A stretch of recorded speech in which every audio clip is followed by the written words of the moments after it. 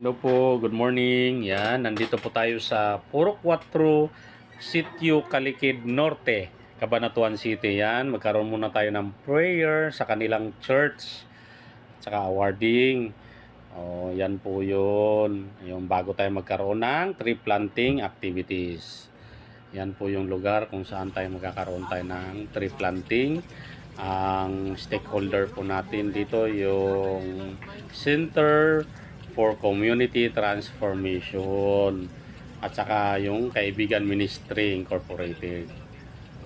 Dahil tayo naman po mga pulis ay makakalikasan, kaya magti-tree planting po tayo dito.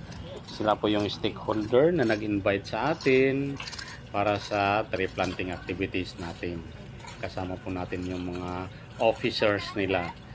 Yan po tayo, magtatanim po tayo. Totoo po yan ha, hindi po yan drawing. Tanim po talaga yan. Yan, kung makikita nyo po.